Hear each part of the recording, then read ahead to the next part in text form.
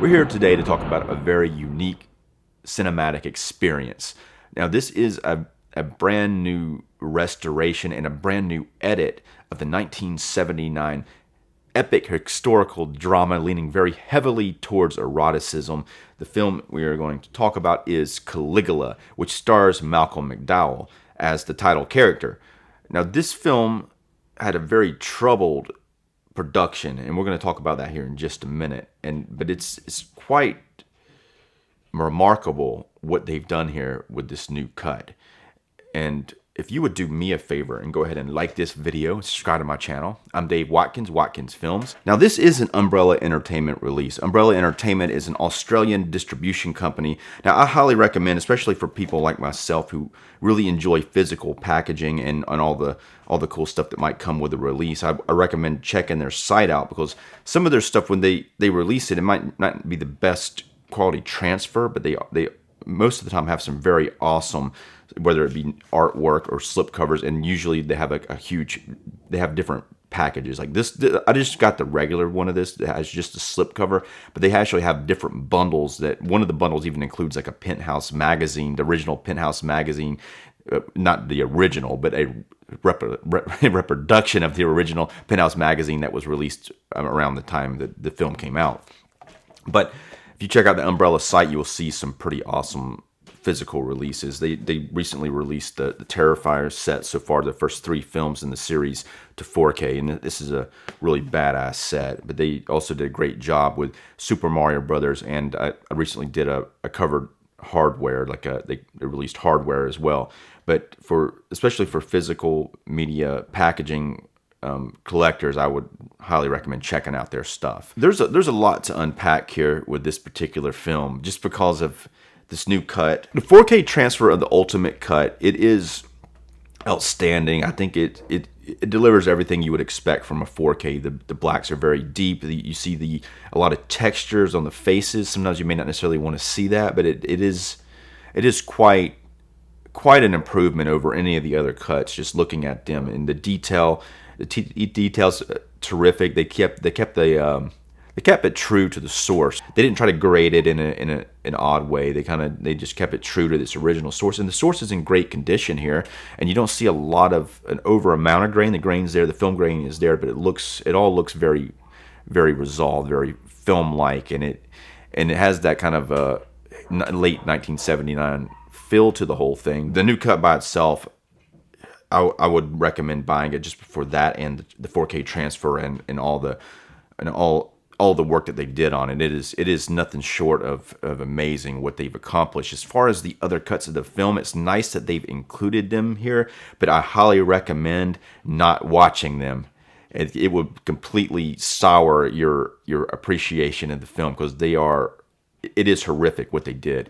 And a little bit of the backstory to that. So what happened, Bob Guccione, the founder of Penthouse magazine, he financed at the time, and I think it still may be the most expensive independent film ever made. And that's what this is. And he wanted to do this historical drama about the Caligula emperor. Now, Caligula was the 3rd emperor of the Roman dynasty. The first one, for those of you who are familiar with Shakespeare's play Julius Caesar, the first one was the Octavius character who basically was the first emperor. And then after that, it was Tiberius. Now, Tiberius is featured in this film, played by Peter O'Toole, and Peter O'Toole gives a fantastic, eerie performance in here, and we're going to talk about that here in just a little bit more here in just a bit. But he plays the second emperor of Rome, and then Caligula was really a nickname. It means little boots, but his real name was Gaius Caesar Augustus Germanicus, but he was the 3rd Roman Empire from 37 AD to 41 AD. A very short period of time, about 4 years is all he was as emperor, because he was assassinated. And but this film kind of covers his rise to power, his becoming emperor, and the 4 years of him being the emperor, and then him getting assassinated. Now, those who are familiar with Caligula, he's typically written in history as a pretty pretty bad guy. Apparently, he starts off kind of good, and then as the power goes to his head, he becomes more and more obsessed with power, and even even eventually kind of crazy, and he starts to really abused the Senate of Rome, and he was assassinated. Now, there are some historians think that there could all that could be exaggerated, but in this film they go even further with exaggeration. Now, there is another series called I, Claudius. I think it came out in about 1974, a BBC series, and it has John Hurt in it as Caligula. Caligula is only in some of the episodes. It focuses on Claudius, who was the emperor after Caligula. But that series is a much more tasteful depiction of these events. Now, this particular Caligula takes things a little out of order in some. It takes the history stuff, and sometimes it kind of will combine them in certain scenes. So you get a kind of a feel for it, but it's not really historically accurate. But so Bob Guccione, the founder of Penthouse, he wanted to make a movie that had both art and sex in it, and so he hired some pretty well-known directors and a very very well-known screenwriter at the time. The screenwriter was Gore Vidal, and the director was Tinto Brass, I think is how you pronounce it. And he also, then from there, they hired all these renowned actors of the British stage, like Malcolm McDowell and Peter O'Toole, and John Gielgud plays a smaller part in it. And while they were shooting the film with those actors, they had like all the Penthouse playmates around or whatever, and they're completely nude, but most of the time it doesn't necessarily focus on say like on their different body parts or whatever. They're kind of mostly wide shots and the normal shots. So it is more provocative. Kind of the way that it's cut here in the ultimate cut, it's going to remind you something of the HBO show Rome, which was very well done and kind of covers the area. This covers like Julius Caesar and Octavius, kind of the events from Shakespeare's play Julius Caesar and Mark Antony. But it kind of, the ultimate cut kind of leans a lot towards what you see here, where there is more nudity and sex and things in it than you would expect, but it's not done distastefully. There's also a lot of graphic violence in both Rome and Caligula. There's some pretty disturbing graphic violence, which you might dig. Also, another HBO series, I guess it would be like Game of Thrones a little bit, because you got this incestuous relationships and things of that nature, and sex and nudity. So after they shot the Bob Guccione kind of took over the editing, and they kind of threw out most of the script, and then they decided to make it more of a porn film. So you have like the regular scenes, like there's a scene earlier on where Malcolm McDowell goes to see Peter O'Toole's character Tiberius, and Tiberius is also depicted in this film. He's kind of gone off the deep end, and Peter O'Toole's got some like crazy looking ugly makeup on his face. He's got some kind of like weird like pimples or some he looks and he's very pale, and he's dying. The character's dying, but he's also quite insane himself. So he's walking around, and he's basically everyone in the place is nude for the most part, and as he walks into rooms and stuff, they start having sex. It's kind of like he's kind of instructed them to have a never-ending orgy, and the people around, they seem like they're kind of like, oh shit, now we got to do this orgy thing again, really? Here he comes, sort of, And he's also doing things like he have some wine, and he would try to hand it to Caligula, and Caligula tries to hand it to his nephew, and then like Peter O'Toole's Tiberius character will take the wine and hand it to one of the nude women there, and she drinks it, and then she dies. So there's like some weird poisoning going around here, and that was fairly common for several. If you look at the way several of these emperors died in this time period, they would poison them and they would die like that way. Like Claudius ended up dying that way, though he ended up being an emperor a lot longer than Caligula. Now, Claudius is Caligula's uncle, and he's also depicted here in the film. But when the film was released, to everyone's surprise, especially the audiences and the cast members, like Bob Guccione took over the editing, and he inserted all of these porn shots into the film. And they're not just a little bit of porn, it's a lot. So when he goes into this orgy scene in the ultimate cut, it's fairly tasteful in comparison to what it is. You see some orgy stuff going on, but in the Bob Guccione cut, it cuts to like women, like, so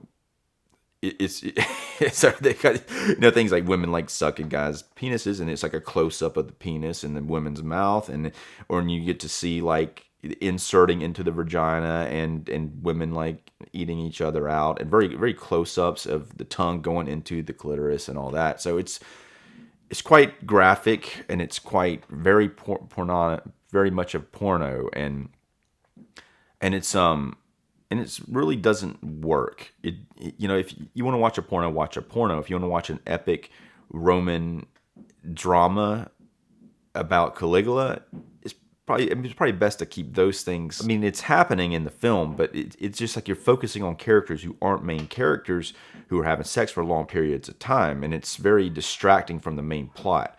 Now, there is a lot of sex in the ultimate cut, but it's all the sex of the actual actors who are main characters in the film, and not like some random people that they just had come out and have sex for real.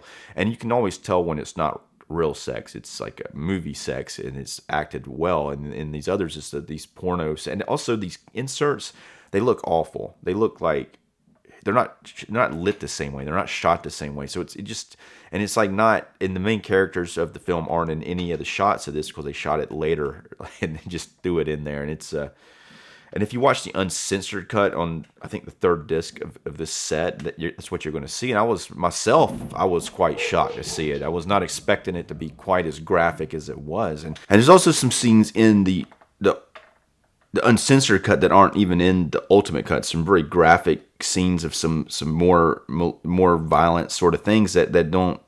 I'm glad they cut them out. It's interesting though, seeing some scenes that aren't in the ultimate cut. Now, the ultimate cut was edited by Thomas Negavin, I think that's how you pronounce it, but he wasn't associated with the original production, but they hired him to come in. They gave him all the original footage and the audio stuff, and he ended up just re-editing this thing from the ground up, and that in itself is quite, I mean, I would highly recommend checking this out. You might not like the film, but because it is a very disturbing film, and Malcolm McDowell's performance here is something to behold. He's quite egotistical and quite flamboyant, and it's just it's really a terrific performance. Now, right away, the character, I think the very first time you see him, he's in bed with his sister. Him and his sister have a sexual relationship, and it's something that was kind of common for this time, but it's still frowned upon.